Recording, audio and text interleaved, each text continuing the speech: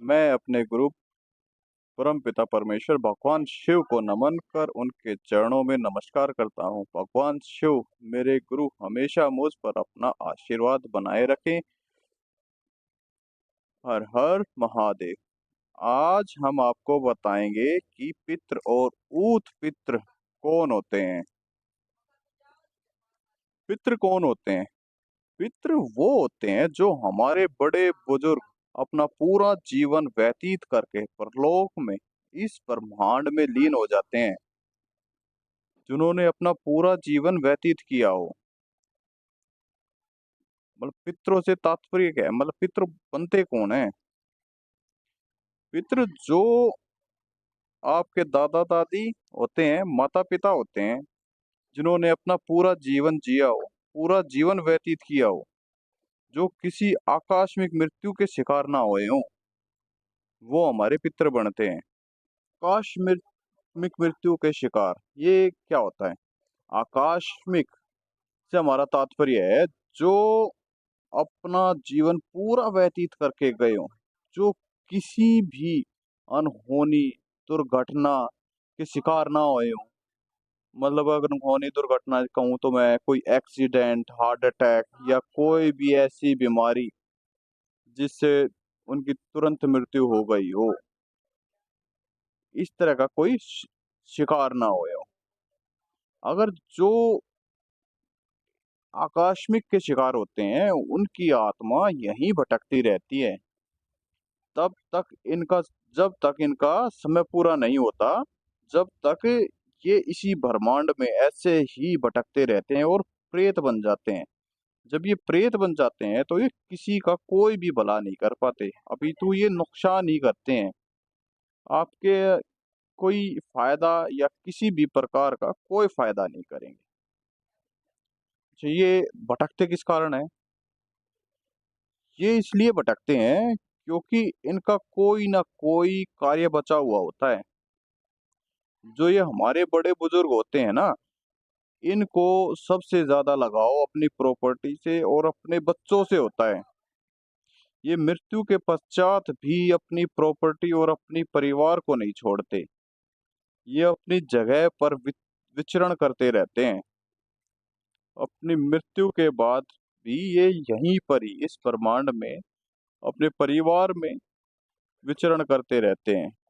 कुछ तो मृत्यु से पहले भी इतने कामों को तेजक होते हैं, जो कि अपनी सारी उम्र भोग विलास में गुजार देते हैं।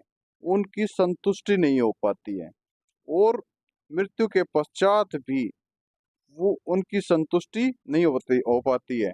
वो अपनी संतुष्टि के को पूरी करने के लिए यहाँ पर इस जगत में भटकते रहते हैं। वो ऐसे आदमियों को, ऐसे महिला, ऐसे पुरुषों को पकड़ते हैं, उन पर अटैक मारते हैं, जिनकी प्रवृत्ति उनके जैसी होती है। जब ये किसी पर हावी होते हैं तो ये किसी के पितृ नहीं होते, अपितु ये प्रेत होते हैं और ये अपना कार्य कराने में सक्षम होते हैं। अगर इनके कार्य में कोई दिक्कत आती है तो ये अपना कार्य पूरा करने में किसी भी हद तक चले जाते हैं। कुछ भी कर सकते हैं ये। आप समझ रहे हो?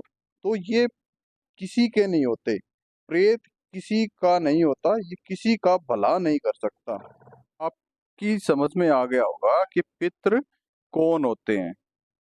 और जो भाई हमारे इस चैनल पर नए आए हैं, वो चैनल को सब्सक्राइब करें, बेल आइकन को दबाएं, ताकि आप हम तक जुड़े रहें, आध्यात्मिक जीवन में आप आगे बढ़ें। शेयर करें ताकि आपके भाई बंधु भी हमारे इस मंत्र चिकित्सा चैनल से जुड़े रहें, ताकि अध्यात्म जीवन में आगे बढ़े। अब हम आपको बताएंगे कि ऊत पितृ कौन होता है।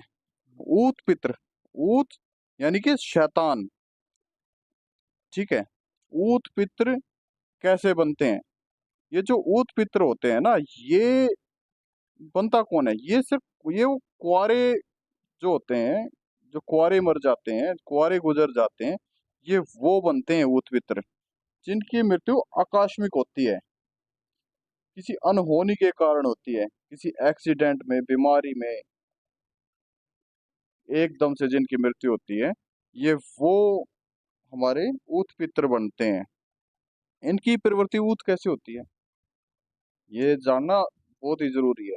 इनकी प्रवृत्ति ऊत कैसे बनती है? इनकी प्रवृत्ति ऊत इसलिए बनती है क्योंकि ये जैसे भौतिक जीवन में उत्पात करते हैं ना, मौज मस्ती करते हैं, वैसी ही प्रवृत्ति इनकी मृत्यु के पश्चात होती है। सूक्ष्म जगत में भी ये वैस उसी प्रकार उत्पात करते हैं, और ये इसके कारण ही प्रेत योनि में पहुंच जाते हैं, चले जाते हैं। ये जो ऊत पित्र होते हैं ये बहुत ही ताकतवर होते हैं। इनमें से सिर्फ 10% ही पितृ योनि में आते हैं। जिनका अच्छा क्रियाक्रम किया हुआ होता है वो ही अपने पितृ योनि में आते हैं, नहीं तो 90% तो ऊत ही होते हैं। तकरीबन आपने देखा होगा कि हम जब किसी गांव देहात में जाते हैं तो जगह जगह पर समाधियां बनी होती हैं, थान बने होते हैं, 5 ईंटों से 7 ईंटों से चबूतरे बने होते हैं, खेतों में, घरों में या प्लॉटों में। ठीक है, ये होते कौन है, ये थान किसके होते हैं? ये ऊत पितर के ही थान होते हैं, ऊत पितर के ही स्थान होते हैं ये जो ऊत पितर होते हैं ये अपने परिवार से अपनी जगह जबरदस्ती बनवा लेते हैं। ये जबरदस्ती क्यों बनवा लेते हैं पता है? क्यों बनवाते हैं जबरदस्ती? ये जबरदस्ती इसलिए बनवा लेते हैं क्योंकि उस घर में इनका भी उतना ही हक होता है जितना कि आपका होता है। अगर आप इनको इनका हिस्सा नहीं दोगे तो ये आपके घर में इतना उत्पात मचाएंगे, इतना उत्पात मचाएंगे कि आप परेशान हो जाओगे। उस समय आपका ये पित्र नहीं होते, उस समय ये ऊत पित्र होते हैं। ऊत पित्र ये यानी कि ये एक प्रेत बन जाते हैं, और प्रेत किसी का भला नहीं करते, हमेशा नुकसान ही करते हैं। जब जब तक आप इनको इनका हिस्सा नहीं दोगे तब तक ये शांत नहीं होंगे, क्योंकि ये अपनी जमीन में अपना हिस्सा मांगते हैं, अपने घर में आने जाने के लिए जगह मांगते हैं, ताकि ये वहां बैठ कर के भोग प्रसाद ले सकें और अपने घर में आ जा सकें। अगर आप इनको इनकी जमीन में, इनकी प्रॉपर्टी में हिस्सा नहीं दोगे तो ये बहुत ही उत्पात मचाते हैं। आपकी समझ में आ गया होगा कि ऊत पितृ बनता कौन है और ये उत्पात क्यों मचाते हैं। हम आपको अगली वीडियो में बताएंगे कि ये आपके घर में, आपके भौतिक जीवन में नुकसान क्या करते हैं।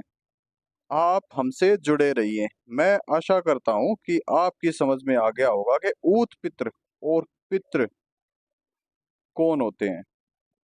और जो भाई बहन अपनी चेकिंग कराना चाहता है तो अपनी फोटो, अपना नाम, एड्रेस, अपने पिता का नाम, और जो माताएं बहनें हैं जिनकी शादी हो चुकी हैं वो अपना नाम, अपने पति का नाम, एड्रेस हमारे डिस्क्रिप्शन में हमने चैनल, अपने टेलीग्राम चैनल का लिंक दिया हुआ है, उस पर अपलोड कर दें, ताकि हम आपको बता सके आपके साथ कोई नेगेटिव है या फिर पॉजिटिव शक्ति चल रही है, जिससे आप अध्यात्म जीवन में आगे बढ़ सकें।